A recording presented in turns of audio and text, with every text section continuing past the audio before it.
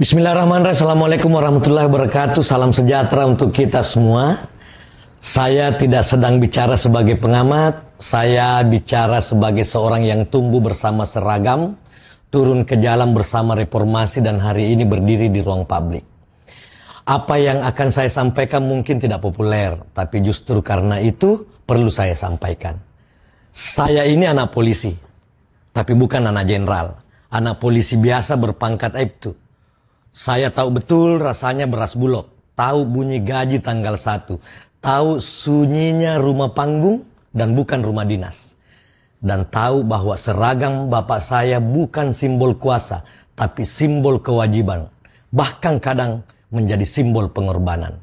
Dan saya juga mantan aktivis 98. Saya dulu turun ke jalan bukan untuk membenci polisi, melainkan menyelamatkan polisi dari politik kekuasaan. Maka ketika hari ini muncul wacana, polisi sebaiknya dibawa kementerian saja, saya tidak marah.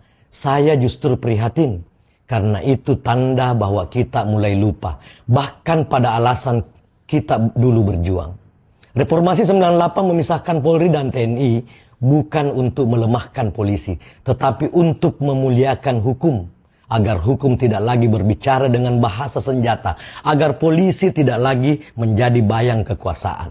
Polisi sipil itu bukan polisi jinak.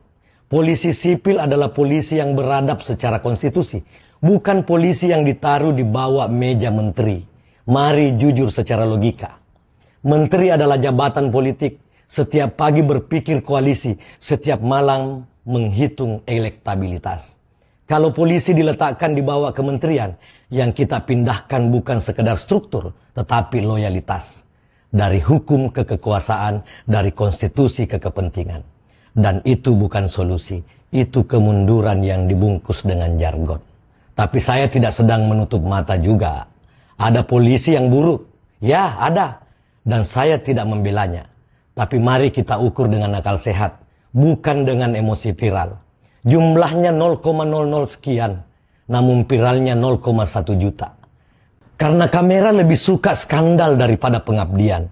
Algoritma lebih mencintai kemarahan daripada kebenaran. Satu oknum jatuh, ratusan ribu polisi baik ikut ditampar. Dan anehnya kita menyimpulkan lembaganya yang salah. Ini logika malas yang terlalu sering kita pelihara bersama. Sebagai anak polisi, saya tahu satu hal. Kebanyakan polisi tidak hidup mewah. Yang mewah itu hanya berita tentang mereka. Mereka bekerja dalam senyap, disumpahi ketika salah, dilupakan ketika benar.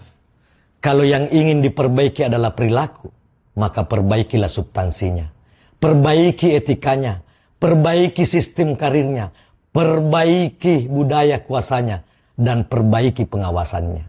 Bukan dengan memindahkan Polri ke bawah kementerian. Seolah-olah penyakit etik bisa sembuh hanya dengan ganti papan nama. Dan sebagai akademisi, izinkan saya tegas. Negara hukum tidak butuh polisi yang dilemahkan. Negara hukum butuh polisi yang kuat secara profesional, namun lemah terhadap godaan kekuasaan. Dan itu tidak lahir dari subordinasi birokratis, tetapi dari kemewahan intelektual dalam tata kelola institusi kepolisian. Polisi yang tahu batas.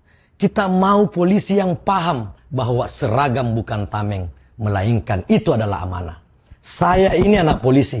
Saya tahu rasa bangga itu mahal.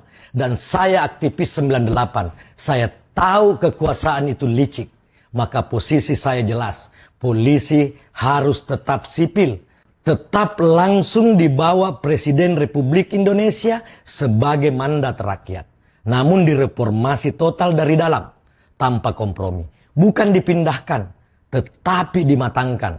Karena polisi yang kuat tanpa etika itu berbahaya.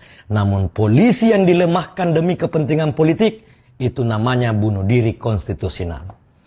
Saudaraku semua, kita tidak sedang memilih antara polisi kuat atau polisi lemah. Kita sedang memilih antara negara hukum atau negara yang takut pada hukumnya sendiri. Dan reformasi 98 telah lama memilih jawabannya. Salam hormat dari saya, Profesor Dr. Insinyur Sakir Sabara bin Aibtu Haji Lawata. Wassalamualaikum warahmatullahi wabarakatuh.